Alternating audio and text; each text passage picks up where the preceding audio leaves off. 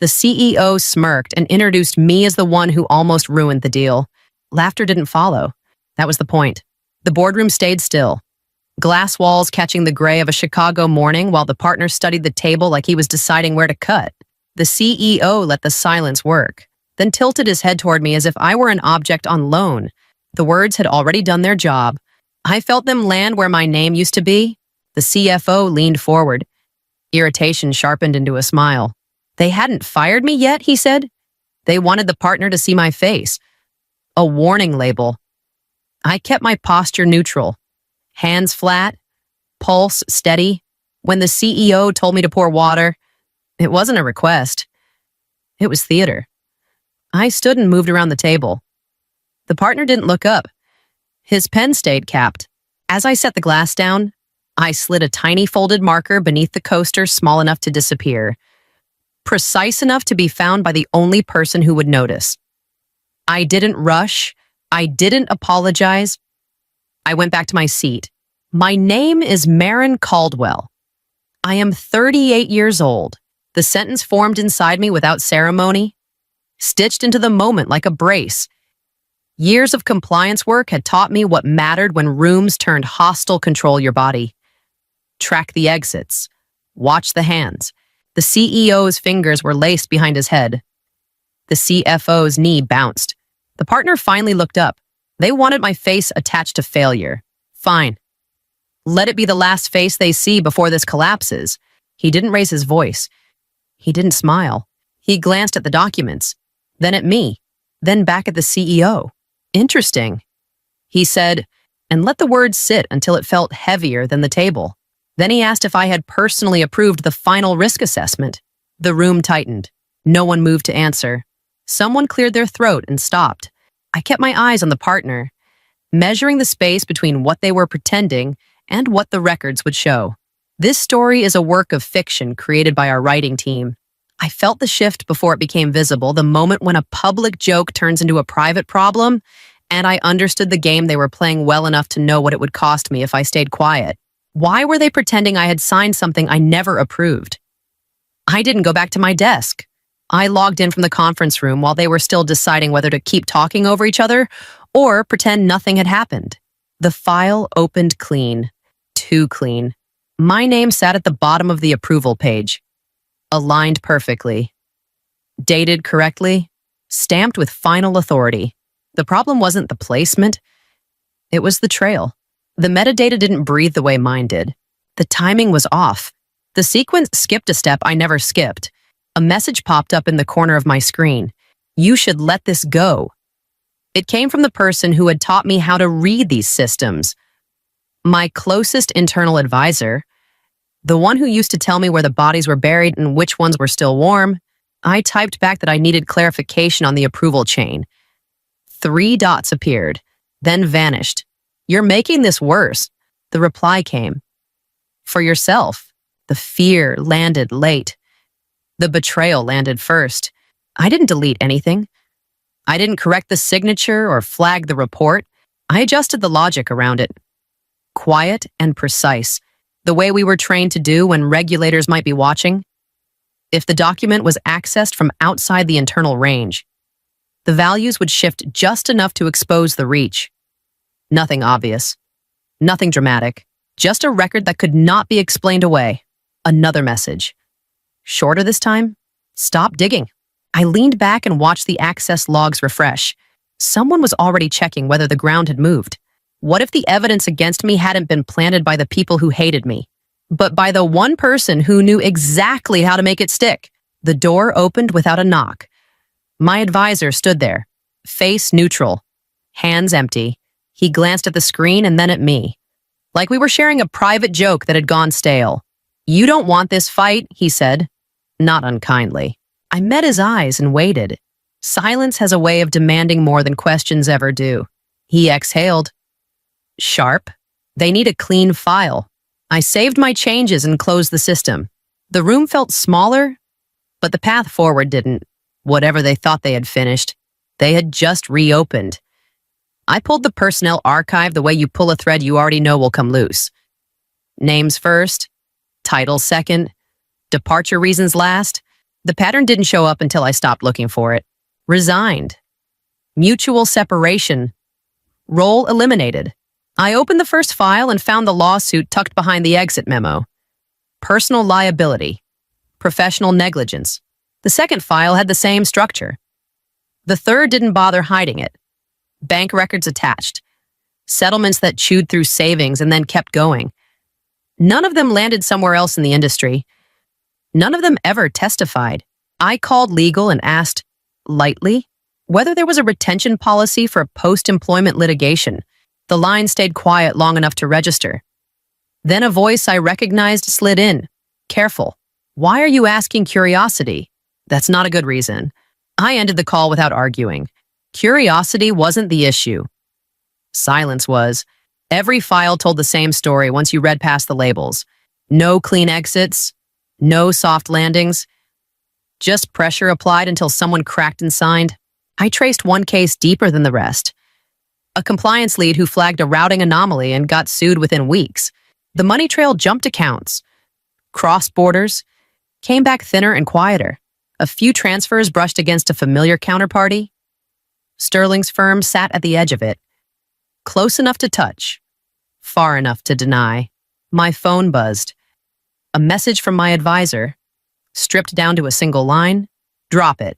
I stared at the screen and felt the floor tilt. If the people before me hadn't resigned, what if they had been erased?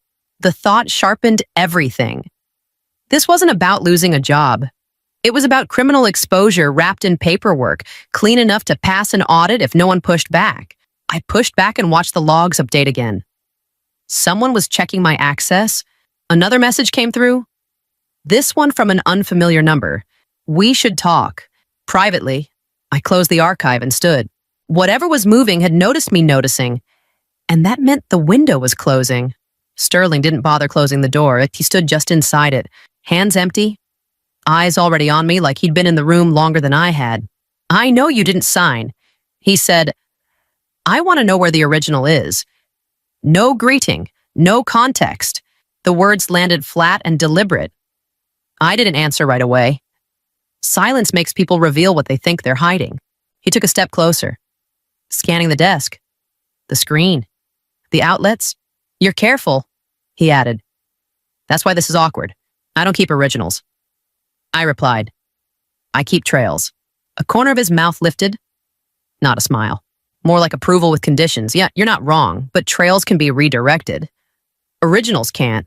That was the moment it clicked. He wasn't asking out of concern. He was inventorying damage, measuring how much the fall would cost him and how cheaply he could buy the wreckage afterward. He leaned back against the table. When this company cracks, it will do it fast. Markets hate surprises. Boards panic. Prices drop. And you're here to catch the knife. I'm here to make sure it falls where I can reach it. The room felt smaller. Not because of him. Because of what he was assuming I would do next. You need me documented as the mistake, I said. Clean enough to pass scrutiny. His eyes stayed on mine. I need inevitability. The pressure sharpened. He already knew about the forged approval. He already knew legal would move before facts did. He was waiting to see if I would protect myself or protect the fiction. Was he waiting for me to fall or offering me a way out? He straightened, checked his watch. You should decide quickly. Systems close ranks when they smell blood. I don't bleed easily. I said, another almost smile. That's why this will be interesting. He turned for the door. Paused. If you move anything, he added, without looking back, make sure it's something that can't be put back. The door stayed open after he left. I didn't close it. I pulled up the access logs instead and watched a new line appear. External and impatient. The calendar invite arrived marked urgent and non-optional. No agenda. Just a time and a list of names that told me how this would end if I let it. The boardroom filled faster than usual. Legal took a seat and didn't look up. IT joined remotely. Camera off. The CEO stood instead of sitting, which meant this wasn't a discussion. It was a decision waiting to be read aloud. We're here to address a breakdown in process, he began. Specifically, conduct that puts the company at risk. I opened my laptop and pulled up the folder where my records lived.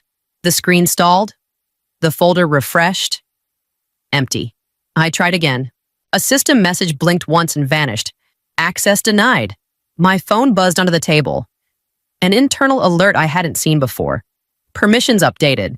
I raised my head. My files are gone. The CFO didn't blink. Then they weren't compliant. I switched to the audit server. Same result. Legal shifted papers. Careful not to meet my eyes. Someone on the board cleared their throat and said my name like it was a formality they'd already signed. This will be handled as a disciplined termination. The CEO continued. Clean, professional. Based on what? I asked, keeping my voice level. A pause. Not for thought. For alignment. Based on the final report. Legal said at last.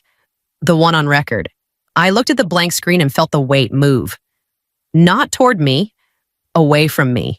The system had closed its doors and left me standing outside with my hands full of air. What if the only safe proof was never digital at all? I shut the laptop and folded my hands on the table. The CEO watched for a reaction that didn't come. The silence stretched until it made him uncomfortable. We'll proceed, he said. Proceed, I echoed, and stood before anyone could stop me. I need 1 minute. He frowned. For what? To confirm something, I replied. If this is finalized, there's no reason to preserve what you just erased. The room shifted. IT unmuted. Then muted again. Legal's pen stopped moving. I walked out without waiting for permission, already reaching for the only proof that they hadn't touched yet. I powered down the company laptop and slid it into my bag like it was already evidence. My phone followed. Work devices go dark fast when you stop asking permission. The printer in my office whirred once and went quiet. I stacked the pages while the ink was still warm. Audit trails, access logs, approval paths that never converged the way they were supposed to. The paper felt heavier than the screen ever did. I tucked the stack into a plain folder and sealed it with a clip I'd kept for years without knowing why. A knock hit the doorframe. Not a request. The advisor leaned in, eyes scanning the desk for a glow that wasn't there. You're making this worse, he said, softer than before. Only if it stays quiet, I replied, and turned the desk drawer so he could see the recorder. Analog, red light off. The implication landed before the explanation ever would. His jaw tightened. That won't save you. It doesn't need to. I said, it needs to be boring. He stepped back. The space between us widened, and with it the certainty that he couldn't touch what he couldn't trace. I opened a secure channel on my personal device and confirmed the last setting. If my access was revoked, if my badge stopped working, if my termination processed, a package would leave on its own. Not dramatic, just thorough. The destination didn't need an introduction. Who would panic first once they realized I wasn't afraid? My phone vibrated. A message from legal, short and clean. Please return to the boardroom. I didn't answer. I packed the folder and stood. The hall outside my office felt different when I stepped into it, less like a corridor, more like a funnel. People looked up and then looked away. Someone tried to smile and missed. The elevator doors closed and opened again on my floor. I walked past the boardroom and kept going. If they wanted me present, they could come find me. I pressed send on one last confirmation and felt the line go live. Behind me, voices rose, then cut off. The system had noticed the change. I didn't wait for permission or a reply. I drafted the message while the hallway noise behind my office thickened into something frantic and unfocused. No greetings, no explanations. Just a file and a short note. The attachment wasn't about my company. It was about a clean scenario built from public filings and timing he couldn't dispute. If the deal went through as structured, the tax exposure would surface within a single reporting cycle, deferred liabilities turning visible, questions he wouldn't be able to outrun. I didn't frame it as a threat. I framed it as math. I read it once and sent it before doubt could ask for edits. The response came faster than I expected. You're crossing a line. I didn't apologize. You already crossed it. I'm just showing you where it ends. A pause long enough to feel intentional. Then a second message. Shorter. You're assuming I didn't know. I'm assuming you didn't calculate the timing. I typed back. or the way your signature aligns with the exposure. The typing indicator flickered, stopped, flickered again. I watched it like a pulse. If saving him from this bought me leverage, what did insurance cost? The reply landed without preamble. You're not an employee, you're insurance. The words changed the air. Not relief, not safety, alignment. He wasn't offering protection. He was acknowledging value, the kind that doesn't sit on payroll. Another message followed. Sharper. The board will try to move quickly. They'll want a clean ending. I don't do clean endings. I wrote, I do contained ones. Silence. Then a final line. Be available. I locked my phone and slid it face down. Outside. Someone knocked and didn't wait. The advisor's voice cut through the door. Brittle now. They're asking for you. I stood and straightened the folder under my arm. If Sterling was repositioning, the board would feel it before they understood it. I opened the door and stepped into the noise, already measuring how fast the pressure would shift once the hunter realized he was part of the collateral. The CEO stood before anyone else could claim the floor. Papers aligned, voice measured, the posture of someone who believed the outcome had already been approved. We're concluding this, he began, eyes cutting toward me. Effective immediately, Sterling raised a finger. Not high, just enough. I'll sign, he said. On one condition. The room stalled. Even the air seemed to wait. The CEO recovered first. Of course, we're open to reasonable terms. Sterling didn't look at him. His gaze stayed on me. Marin Caldwell will oversee all funds tied to this deal. Full visibility, final authority. A chair scraped. Someone whispered a name and stopped. Equal authority. Sterling added. To the chief executive. Silence hardened. The CEO's smile thinned into something brittle. Legal shifted. Pages turning without turning. I felt the weight settle where it had never been allowed to sit before. The CEO tried to laugh it off. That's not standard. Neither is forging approvals. Sterling replied, calm and precise. Standards are flexible when risk is real. Every face turned to me. Expectations sharpened into demand. The offer sat there, clean and public. Power wrapped in legitimacy. The kind that comes with applause later and knives earlier.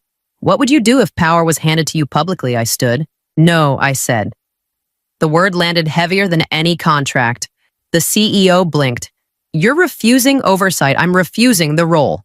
I corrected. I won't stabilize something you intend to keep broken. Sterling studied me. Not surprised. Name your terms. I don't want authority here, I replied. I want distance. A murmur broke loose. The CEO stepped forward. Anger slipping through. You don't get to dictate, Sterling. Cut him off again. She does. Or I walk. The CEO froze. The board stared at the table like it might explain this away. I felt the balance tip. Not toward me, but away from them. I'm done being the fix. I said, find another one. Sterling nodded once. Approval without attachment. He closed his folder and stood.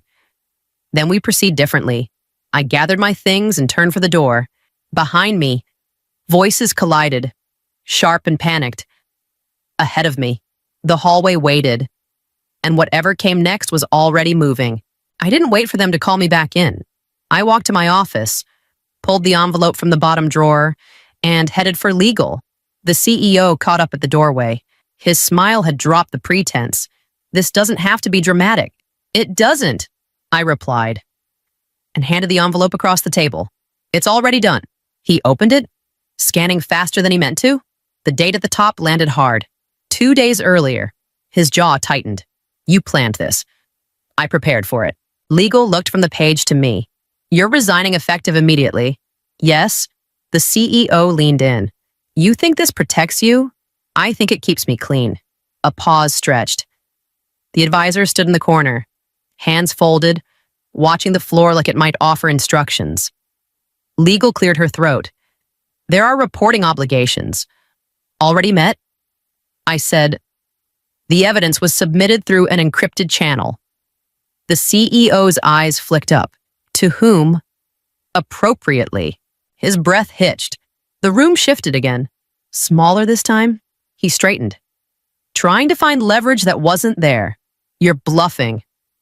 I slid my phone across the table and unlocked it. A single confirmation sat on the screen. No details, no signatures, just time-stamped acknowledgement. Sterling secured the channel, I added. And watch that name do its work.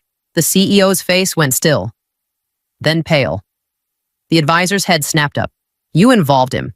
The CEO said, quieter now. He involved himself. What if leaving was the real victory? Legal gathered the papers. Careful again. We'll need your badge. I placed it on the table. The sound was small but final. The CEO looked at it like it might explode. This started days ago, he said, more to himself than to me. It started when you needed someone to take the fall. I replied, and stood before he could recover. I just stopped standing underneath. As I turned for the door, my phone vibrated once. A short message. Be ready. I didn't answer. I walked out into the hall and kept moving, knowing the noise would catch up soon enough. The cafe was louder than the boardroom had ever been. Cups clinked. A barista called out names. Someone laughed too hard at a corner table. I sat near the window with my phone face up, hands wrapped around a mug I hadn't touched.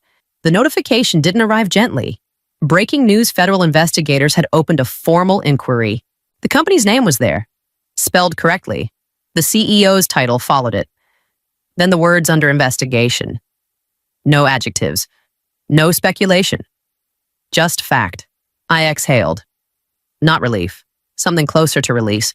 A man at the next table glanced at my screen and then looked away. Polite enough not to stare. No one knew what that headline had cost, or what it had spared. That was fine. Winning didn't need witnesses. My phone buzzed again. Sterling this time. One line. Clean separation. You did what you needed to do. I didn't reply. I didn't owe him closure. I took a sip of coffee and felt my shoulders drop for the first time in days. They introduced me as the one who almost ruined the deal. They were wrong. I was the one who ended it. The lesson came without drama, the way real lessons usually do. If you stay quiet in a system that needs someone to take the blame, you won't be rewarded for loyalty. You'll be chosen for sacrifice. Boundaries aren't attitudes, they're actions. And they matter most when power is trying to buy your silence. I paid the check and stood. Outside. The city kept moving. Indifferent and solid. That felt right. I walked until the noise softened and the day caught up with me. If you stayed with me through this, thank you. I know stories like this can hit close to home. If you've been in a room where the truth was inconvenient, I'd like to hear how you handled it. Share your thoughts below if you want. And if you're interested in more stories about holding your ground when it counts, feel free to stick around. I'll be here, doing the same. The applause hadn't even died when the folder hit the table hard enough to splash red wine across the linen. For half a second, I thought it was a joke, some clumsy attempt at drama during a victory dinner. Core Sync had just closed its biggest deployment. Glasses were raised. Someone laughed too loud. Then the room tilted. The CEO stood, not smiling. His hand still resting on the folder like he was claiming territory. He didn't look at the team. He looked at me. The word freeloader landed first. Not shouted. Measured. The kind of word you use when you want it to stick. He flipped the folder open and tapped a page with his knuckle. Ransomware-style code signatures. Client exposure. Risk. Liability. Each word dropped with intent. Spaced just enough for the phones to come out. Chairs shifted. A fork clinked against a plate and stopped. Someone near the window whispered my name, then went quiet. My phone buzzed against my palm. One vibration, then another. Access revoked. Effective immediately. The screen dimmed like it was embarrassed for me. Security didn't rush. They never do. They waited for him to finish. When they stepped closer, the distance between us felt final, like a line had been drawn and crossed at the same time. I stood because it was easier than sitting there while strangers decided what I was. My name is Annie. I am 36 years old. The thought came uninvited as I took a breath I didn't trust, standing under the restaurant lights that suddenly felt too bright. 36 years of building systems that didn't lie, reduced to a folder and a pause. I started toward the exit. That's when a voice came from the next table. calm enough to cut through the noise. You left a very distinctive technical fingerprint. I turned. He didn't raise his voice. He didn't lower it either. Just met my eyes like we were finishing a conversation that had started long before tonight. Too distinctive for an amateur. The guard cleared his throat. The door opened. Cold air rushed in from the street. Sharp and real. This story is a fictional work created by our writing team, inspired by themes of power, control, and consequence. Outside, the night swallowed the sound of the room behind me. My phone stayed dark. My hands stopped shaking. Not because I felt safe, but because something else had taken over focus. Sharp and unwelcome. If I didn't plant the code, who did the door to my apartment didn't fight me when I pushed it open? And that was the first thing that felt wrong. I went straight to my laptop. Habit. Muscle memory. The screen came on clean. Too clean. No folders. No local backups. The private repository I kept mirrored off the company network was empty. Like it had never existed. My name was gone from the commit history, replaced by service accounts and generic handles. Months of work reassigned with a few quiet keystrokes. I laughed once. Short. Sharp. Then I noticed the desk drawer. I never leave it open. The drawer was half out.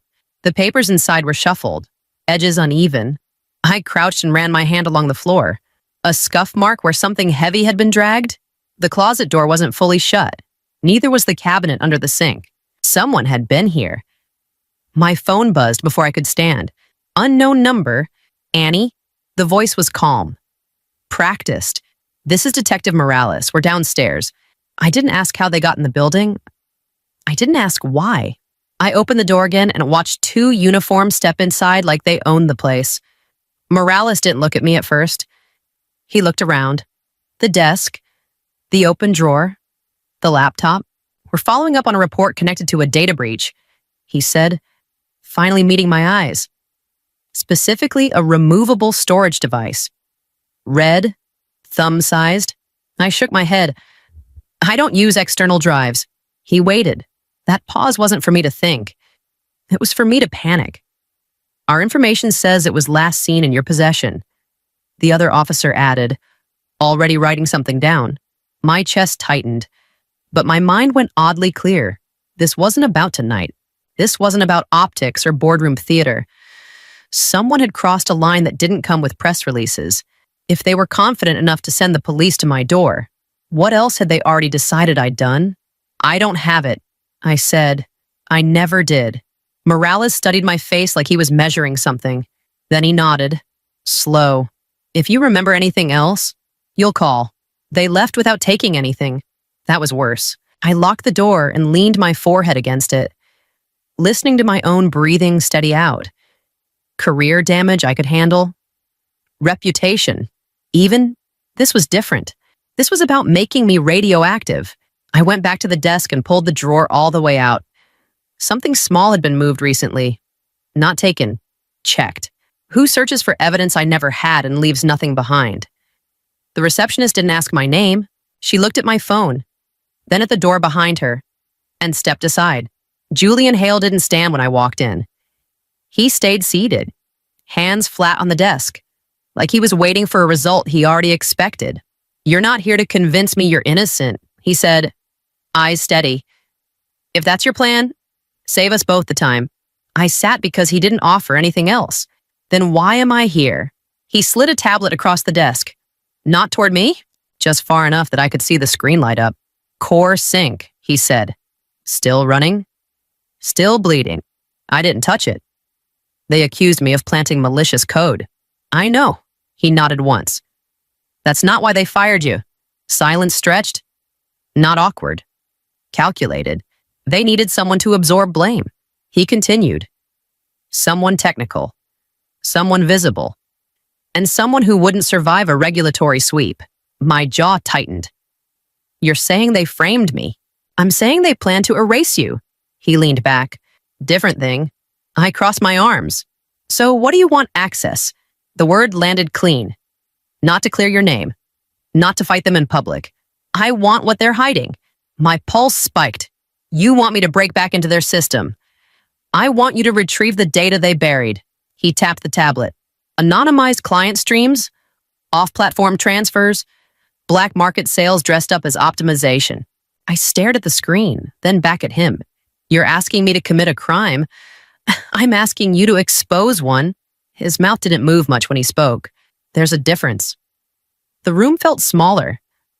The police at my door, the open drawer, the red drive I'd never owned. If I walk away now, who else do they destroy next? Julian watched my face like he was reading a dashboard.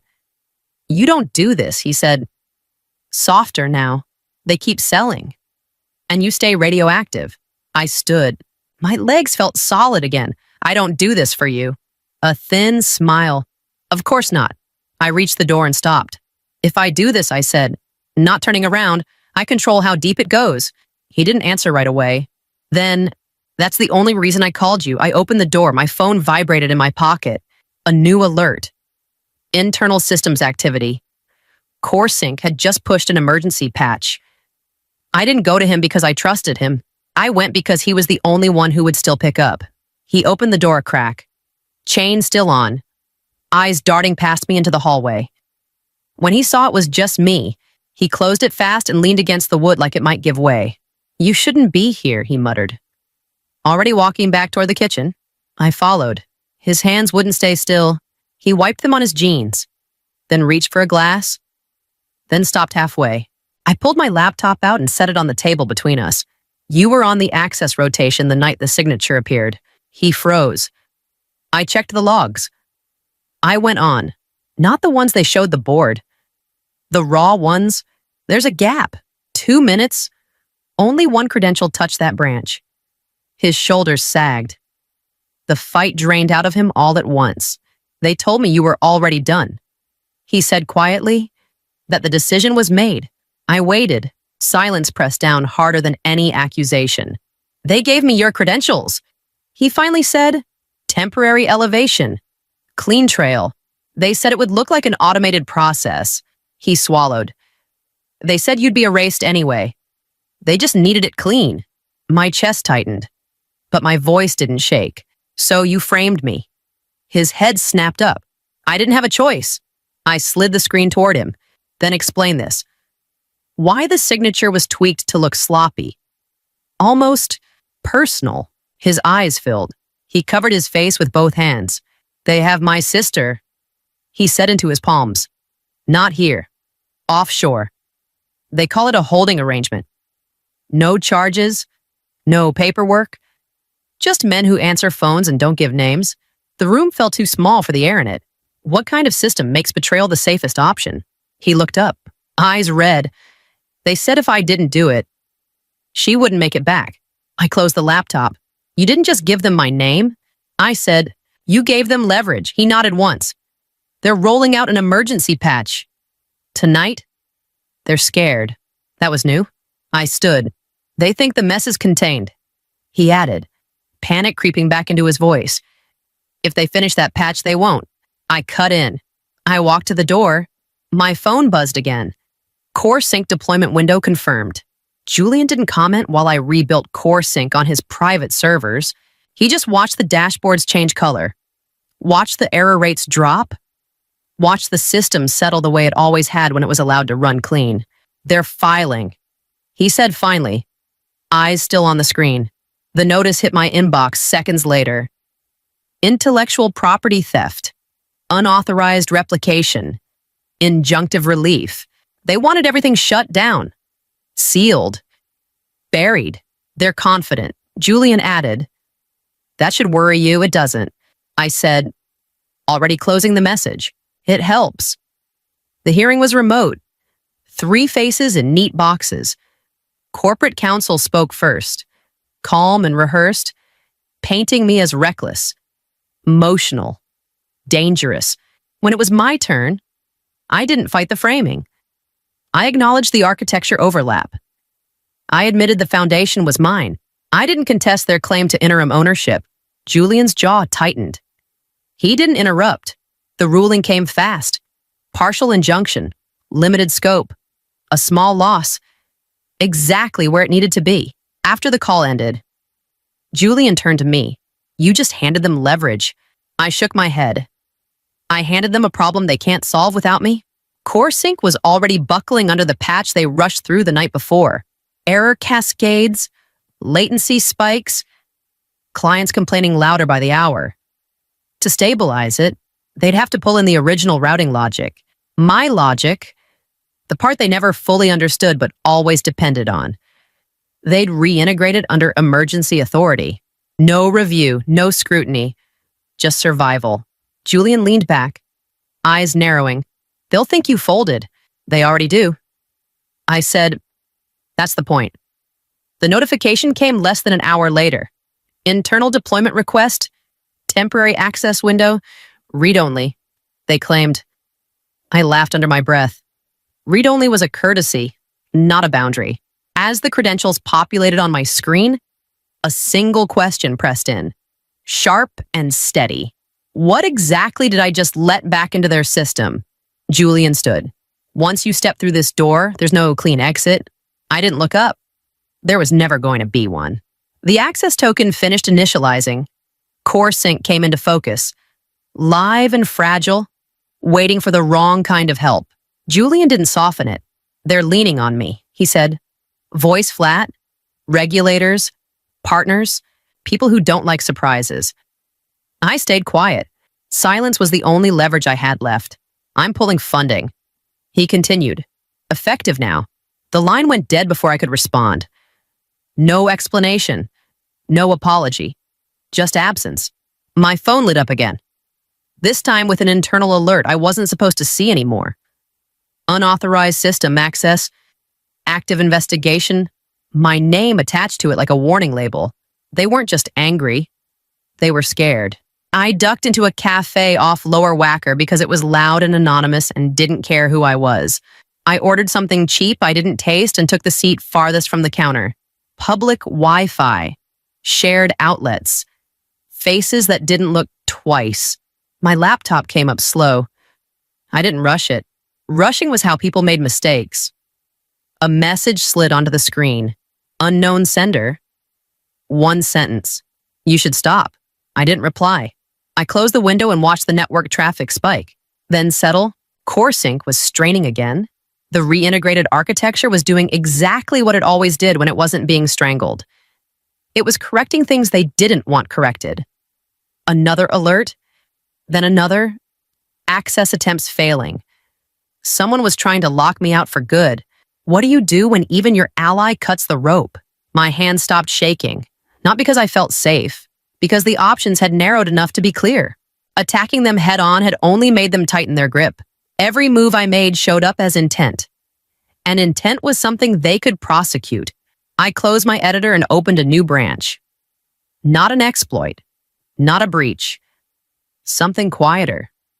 Something they would have to accept if they wanted the system to keep breathing. The barista called out an order. I didn't look up. Another message came through.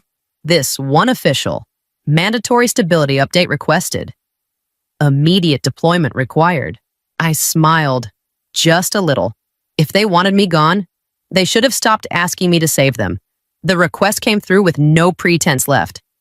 Mandatory stability patch. Immediate deployment. Executive override. I opened the call they'd left running in the background. No greetings, no pleasantries. We don't have time for experiments. The CEO snapped. His voice was tight now, stripped of the confidence he'd worn at the steakhouse. Push the fix. I scanned the live metrics while he talked. Error rates climbing, transactions queuing, clients timing out. This patch won't change performance. I said, it won't make you look better. A pause, then a sharper edge. It will keep us alive. That was the truth. Finally out in the open. I uploaded the update without ceremony. No new features. No visible safeguards. Just a quiet adjustment to how the system observed itself. A mirror, not a blade. Someone on the call laughed, short and relieved. That's it. That's it, I confirmed. They deployed it within minutes. No review, no audit. Survival always skips the checklist. The dashboard steadied. The room on the other end exhaled. Voices overlapped, already moving on to spin and damage control. What if the most dangerous weapon doesn't destroy anything at all? I watched the first anomaly flag itself. Not an alert. A record. Time-stamped. Routed. Logged outside their control. Then another. And another. Each one triggered its own report. Anonymized and automatic. Sent to places that didn't answer to press releases or emergency patches. A message popped up from legal. You didn't add any outbound connections. No, I replied. The system already had them. Silence followed. The kind that meant someone was checking something they didn't want to understand. The CEO came back on the line. Voice lower now. You said this wouldn't change anything. It doesn't. I said, it just stops hiding things. The call ended without a goodbye. I closed my laptop and packed it away. Outside. My phone buzzed once. Then again. Notifications stacking faster than I could read. Somewhere inside CoreSync. The mirror was working. Patient and precise. Turning every dirty move into a witness that couldn't be fired. They didn't invite me to the press conference. They didn't need to. I watched the live stream from my laptop. Volume low. Fingers still. The CEO stood at the podium like nothing had touched him. Calm voice, confident shoulders. Recovery, stability, enhanced security. The words came easy when no one interrupted. Behind him, the screen lit up with clean charts, green arrows, smoothed curves. Exactly what the room wanted to see. Applause started early. Then the screen blinked. Once, twice, a murmur rippled through the crowd. The CEO glanced back, smile tightening but still in place. Someone off camera said something sharp. The charts didn't return. Instead, a list appeared. No graphics. Just rows, accounts, dates, amounts spelled out in full. Transfers looping through shells that didn't exist on paper. Lines connecting where no connections were supposed to be. The CEO stepped away from the podium. That's not part of the presentation. The microphone picked it up anyway. The list kept scrolling. Transaction chains expanded. A name surfaced near the top, bolded by the system itself. His name, labeled cleanly without commentary, originator. A woman in the front row stood up. Phone already recording. What am I looking at? No one answered her. The CEO's mouth opened, then closed. Security moved, but not toward the screen. Toward him. What happens when the truth interrupts a live press conference? I leaned back and folded my arms. I didn't feel relief. I didn't feel victory. I felt the weight shift. Slow and irreversible. The stream cut for a moment. When it came back, the podium was empty. Voices overlapped off camera. A man in a dark suit spoke into his phone. Eyes fixed on the screen like it might accuse him next. My inbox started filling. Reporters, regulators, unknown addresses with no greeting and no patience. I closed the laptop before I could read any of it. Outside the frame, the system kept talking, methodical and precise, naming what it had always known. And for the first time since this started, they couldn't mute it. The video replayed everywhere. Different angles, same moment. The CEO stepping back from the podium, his hands closed around his arms. The sound cut before anyone could ask questions. Julian found me an hour later. He didn't knock. He never did. He stood in the doorway of the conference room I'd borrowed. Jacket off now. Sleeves rolled like that made him approachable. You did what I asked, he said. And more. I didn't look up from my screen. Messages kept stacking. Regulators. Reporters. People who hadn't known my name yesterday suddenly spelling it carefully. You controlled the narrative, he continued. That's rare. I closed the laptop. Say what you came to say. He smiled. Not wide. Calculated. Come with me. We roll this into something permanent. Chief Technology Officer. Full authority. Clean slate. I watched him for a long second. The room felt smaller again. What if the person who saved you was just waiting his turn? His smile slipped. Just a fraction. You didn't save me, I said. You rented me. Julian exhaled through his nose. You think walking away keeps you clean? I know it does. He stepped closer. You need protection. Deals like this don't end quietly. I met his eyes. Check your phone. He hesitated, then pulled it out. The color drained from his face as he read. He looked up slowly. You wouldn't, he said. I already did. My voice stayed even. 5 minutes before you walked in, the silence stretched until it hurt. You used me, I added. You just assumed I wouldn't notice. Julian straightened his jacket, the confidence trying to find its way back. You just burned a lot of bridges. No, I said. I refused to stand on them. I stood and walked past him. He didn't try to stop me outside. The noise was rising again. Sirens. Questions. Consequences. I headed toward the exit. Phone buzzing in my pocket. Already pulling me toward whatever came next. The wind off Lake Michigan cut straight through my jacket. Sharp enough to keep me present. I sat on the concrete steps with my phone face down beside me, letting the quiet do its work. The charges were dropped that morning. No ceremony, no apology. Just a short email that said there was no longer sufficient cause to proceed. My name cleared in the same understated way it had been dragged through the mud. No title followed. No offer. No one clapped. A message came in anyway. A former client. One line. You built the only system that ever told us the truth. I stared at it longer than I needed to. Not because I wanted validation, but because it landed clean. No conditions attached. Another notification buzzed. An unknown number. I ignored it. I didn't owe anyone access anymore. They thought deleting my code would erase me. They were wrong. Code can be copied, buried, rewritten. The thing that mattered never lived on a server. It lived in the way I made decisions when pressure showed up and shortcuts looked tempting. I stood and brushed the grit from my hands. The city kept moving behind me. It always would. I didn't need a seat at their table. I built my own. If you let other people define your value, they will rewrite it the moment it becomes inconvenient. The only protection that lasts is knowing where your line is and refusing to cross it. Even when walking away costs you everything in the moment. Thanks for staying with me through this story. If any part of it felt familiar, I'd like to hear what stood out to you. Leave a comment and share your take. If you want more stories like this, where boundaries matter and choices have weight, follow along and keep reading. The first thing that broke was my phone. It vibrated once on the cafe table. Then again. Then kept going until the screen dimmed from heat. Missed calls. No messages. That was worse. I was sitting across the street from the steel and glass tower, watching black sedans line the curb, watching the German delegation step out with the kind of calm you only get when the numbers are already done. Upstairs, the deal was supposed to close. I didn't need to be in the room to know the timing. I knew Julian's habits too well. He always left the compliance slide for last. Always treated it like a footnote. Operational deficiency, streamlined structure, clean exit from legacy overhead. Words that sounded safe until someone checked the paperwork.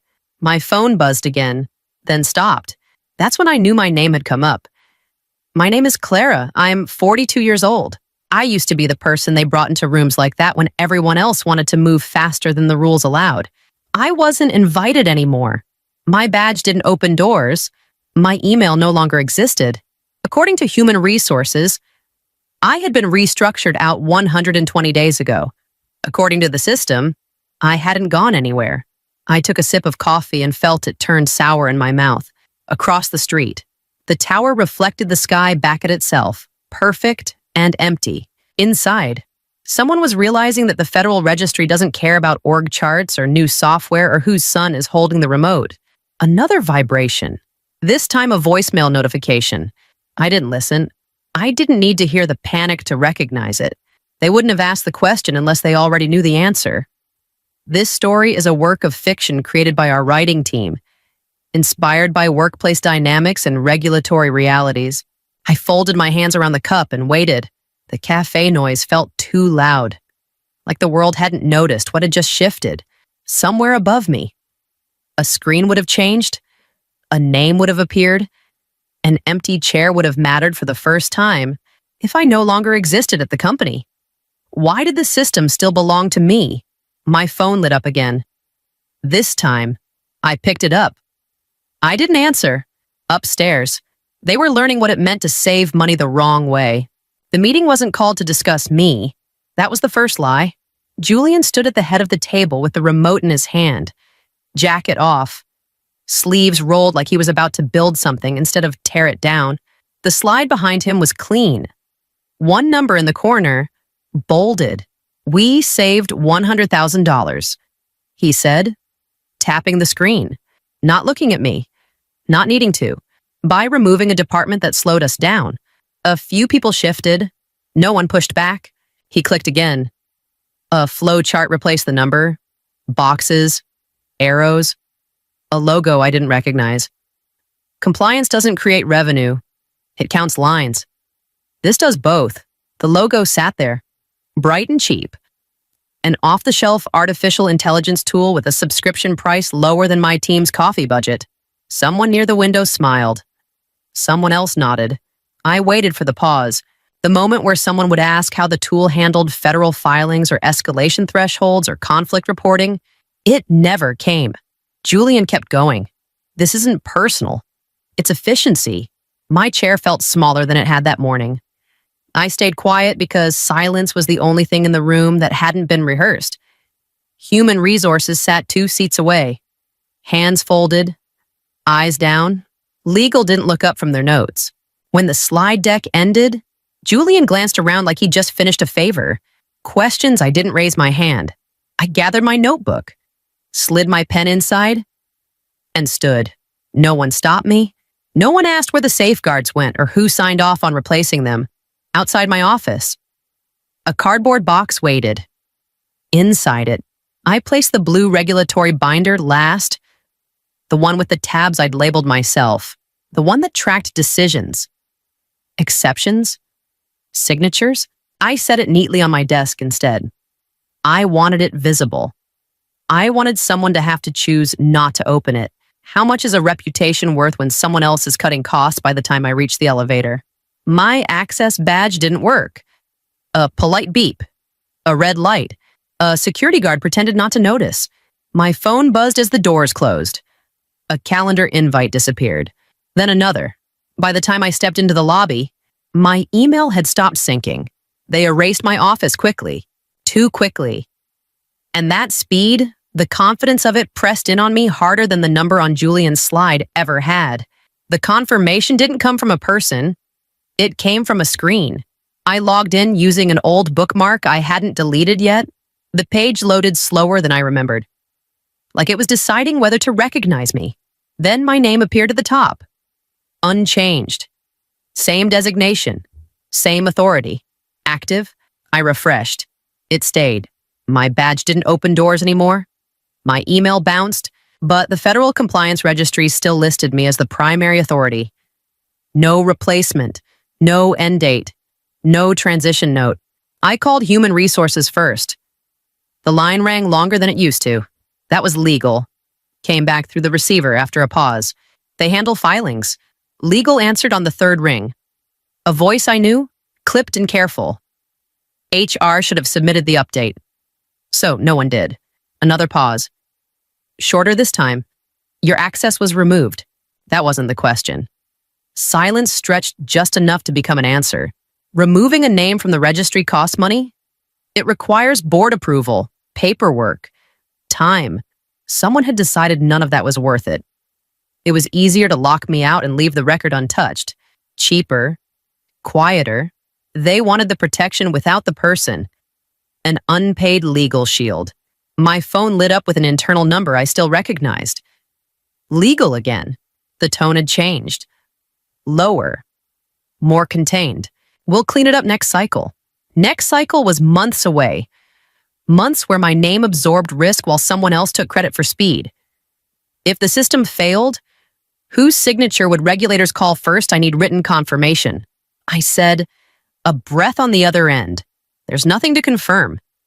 Then put that in writing. The line went dead.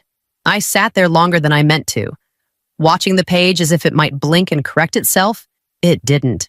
The system was doing exactly what it was designed to do, assign responsibility to the last person officially standing. My phone buzzed again. A calendar request from legal, marked urgent. No details. Just a time and a subject line that made my jaw tighten. Responsibility confirmation. I didn't decline it. I didn't accept it either. I closed the app and took a screenshot of the registry instead, saving it twice. Whatever was coming next. They were already choosing their version of the story. The call came after midnight. Not late enough to be an emergency. Early enough to feel deliberate. I let it ring once before answering. The voice on the other end hadn't changed. Still calm, still measured. The same voice that used to correct my drafts with a red pen and a nod. You should check your email.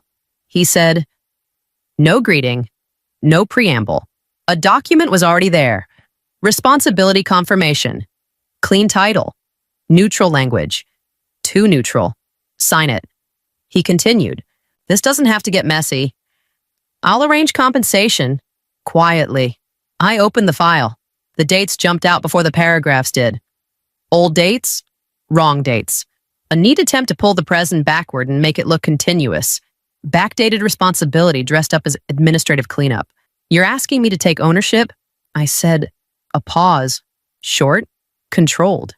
To acknowledge continuity. Julian's new system sat between the lines. The missed checks, the automated approvals, every corner cut wrapped into a document that would make it all mine. You were always thorough, he added. This protects everyone, including him. I scrolled once more, slower this time. The language was careful, but the weight was obvious.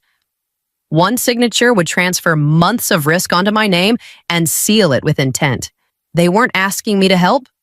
They were asking me to disappear properly. How long did they think I'd trade my future for the comfort of their timeline? I need time. I said, you don't. Came back immediately. The first crack. The board meets tomorrow. I closed the document, hovered over the reply field, then moved my thumb to the other option and pressed delete. The call ended without goodbye. I sat there longer than I should have, watching the empty inbox refresh like it might argue with me. It didn't. Silence settled in. Heavier now, but cleaner. My phone vibrated again. Not a call. A calendar alert. Auto-generated. Marked mandatory. Same subject line. Same pressure. Different tactic. I took another screenshot, backed it up, and set my phone face down on the table. If they wanted an answer, they were going to have to wait. And waiting, I knew, was the one thing their system couldn't afford. I didn't announce anything. I didn't set an out-of-office reply. I packed light and left before sunrise. Phone on airplane mode. Notifications stripped down to nothing that could pull me back by accident. They kept trying anyway. A voicemail arrived while I was still in transit. Then another. Different numbers. Same urgency. Calendar holds stacked on top of each other like they could block time I no longer offered. I let them sit. Availability had been doing too much work for them already. I knew the timetable without checking. Final diligence window. Board alignment. Signing prep. The moment when someone asks for a confirmation no software can generate. I also knew exactly when my silence would stop being inconvenient and start being dangerous. I wasn't breaking anything. I wasn't touching their files or logging into their systems. I was doing the one thing they hadn't planned for. Nothing. A message finally pushed through from legal, flagged high priority, 3 sentences, all pressure, no facts. A request framed as a reminder. Then a reminder framed as an expectation. The language shifted just enough to tell me they were running out of room. I set the phone face down and counted to 10, then 20. I imagined the meeting rooms filling, the questions circling closer to the edge they didn't want to name yet. If absence was neutral, why did it feel like leverage by the second day? The tone changed again.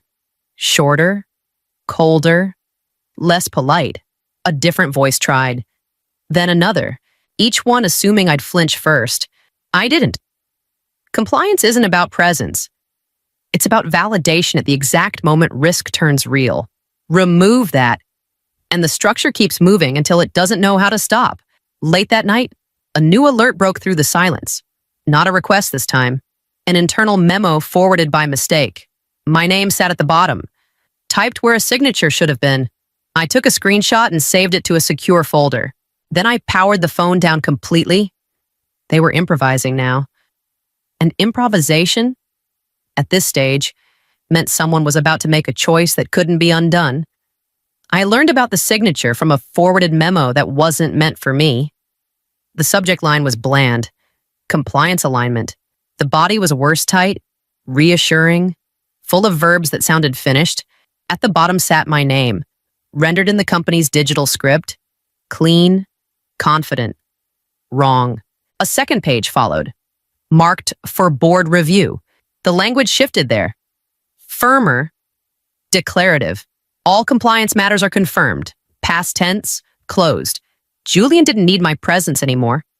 He needed my shape. Another file came through minutes later, copied too widely to hide the mistake. Someone asked whether the confirmation covered the last 4 months. A reply landed fast. Yes, verified. No attachment. No registry reference. Just the word. Dropped like a doorstop. I watched the timestamps stack. I watched the certainty grow. Confidence, unchecked, starts to feel like permission. A call came in from an unfamiliar extension. The voice didn't bother with pleasantries. The board needs assurance. This puts everyone at ease. The pause after that sentence carried an expectation. Agreement, gratitude, compliance. They weren't asking anymore. They were narrating. I opened the registry again and refreshed. My name remained active. Same authority. Same exposure. The system doesn't care who typed what. It cares who owns it. If he believed no one still checked federal records by hand, what else did he think had been automated away? Another message arrived. This one sharper. We're aligned. Don't complicate this. I saved everything. The memo, the headers, the routing paths. Then I locked the folder and mirrored it off device. Quiet work, careful work, the kind Julian thought belonged to a different era. The next notification wasn't an email. It was a meeting ad with a title that tried to sound routine and failed. Final confirmation. I declined it without comment. Somewhere, a board was being told the risk had been handled. Somewhere else, a lie was settling into place, brittle and visible. And once lies like that set, they don't flex. They crack. The call came through marked private, the kind of ring that assumes it will be answered. I picked up on the third vibration. The voice on the other end wasn't the one I remembered from board meetings. It had lost its edge. It rushed, then stopped, as if the words were bumping into each other on the way out. We need you, he said. Not my name. Not an apology. Just need... I could hear the room behind him, chairs shifting. A low murmur that cut off the moment he turned away. Someone was counting time out loud. Someone else was reminding him that the delegation was waiting. They won't sign. He continued, not without live confirmation from the compliance authority. A breath. Too quick. This can be fixed. I let the silence stretch long enough to change the shape of the conversation. Power does that when it moves. They're asking for you. He added, softer now. Video or voice. Just a confirmation. I pictured the screen upstairs. The signature. The memo. My name doing work I hadn't agreed to. I pictured Julian standing where certainty used to live. What does it sound like when a man realizes his leverage has expired? According to the employment documents your son signed? I said, keeping my voice even. I haven't existed at that company for 120 days. The line went quiet, not disconnected, held. That doesn't matter. He tried. This is about the company. It matters. I replied, it's the only thing that does. He shifted tactics. Promises followed. Titles. A return framed as reconciliation. None of it landed. The words were arriving too late, stacked on top of each other like they could build a bridge back to where he stood. I need you to understand what's at stake. He said, I do. Another pause. Shorter this time. Desperate. If you don't help us, this becomes very public. I didn't answer that. I didn't need to. I have to go, I said, and ended the call before he could find another angle. My phone stayed quiet after that. No follow-up. No second attempt. Upstairs. The clock had stopped moving for them. For me, it had just started. I walked into the lobby and stopped short of the elevators. The security desk looked up, then away. My badge wasn't active anymore, but no one asked me to leave. The glass walls carried sound too well. Raised voices from above, a meeting unraveling in real time. Footsteps hit the marble hard, too fast to be calm. The CEO came first, jacket half on, tie pulled loose like it had betrayed him. Julian followed, face flushed, jaw tight, moving with the kind of energy that had nowhere left to go. "There you are," Julian snapped, closing the distance. "You did this on purpose." I didn't step back. I reached into my bag and took out the folded printout instead. The registry page. Crisp, dated. My name still anchored to the role they claimed no longer existed. He laughed once, sharp and brittle. "That's outdated." I unfolded the page all the way and held it between us. It refreshed this morning. The CEO's eyes dropped. "He didn't touch it? He didn't need to. You could have fixed this." Julian pushed. One call, one line. Fixing it would have meant lying. I answered. "You already did that part." His voice rose. Heads turned. Phones came out. Accountability has a sound when it arrives. And it isn't polite. "You ran a $285 million machine without brakes." I said, keeping my voice low. "I didn't remove them. I was the only one who knew they were already gone." Behind the glass railing above us, movement stilled. The German team had gathered along the mezzanine, watching without speaking. One of them lifted a phone. Another closed a folder with finality that carried farther than shouting. What does accountability look like when everyone is watching a woman in a dark suit leaned over the rail and spoke once? Clear and unhurried. "We're withdrawing." Effective immediately. No argument followed. No bargaining. The words landed and stayed where they fell. Julian turned back to me, searching for something that might still work. There was nothing left to offer. I folded the registry page again and put it away. The elevators dinged behind me, empty and waiting, but I didn't step inside. I didn't need to go anywhere yet. The pressure had shifted, and it wasn't mine to carry anymore. The fallout didn't arrive all at once. It came in pieces, each one heavier than the last. An unfamiliar number lit up my phone the next morning. The voice on the line was controlled, practiced. "We're opening an inquiry into recent filings." No accusation yet, just confirmation that the record had been noticed, that the paperwork Julian thought no one read had been read carefully, line by line. By noon, the market reacted, not with panic, with distance. The credit desk called it a downgrade. Short, clean, no emotion attached. Value slid quietly, the way confidence leaves a room when no one is watching. Julian didn't call me. His name surfaced anyway, threaded through messages I wasn't meant to see but received all the same.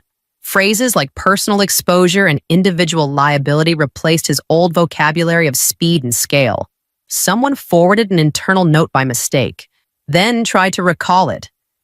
Too late. The language was there. So was his signature.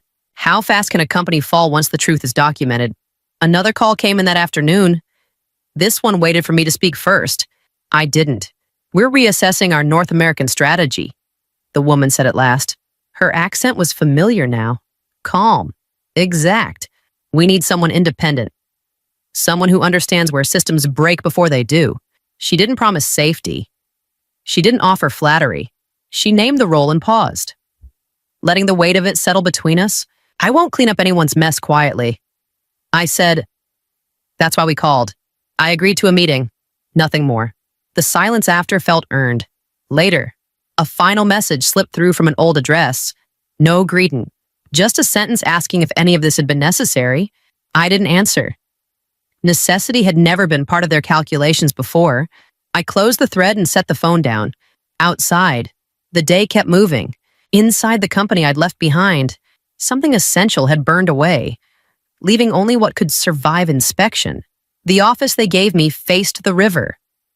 Glass, quiet, a desk that didn't wobble when I leaned on it.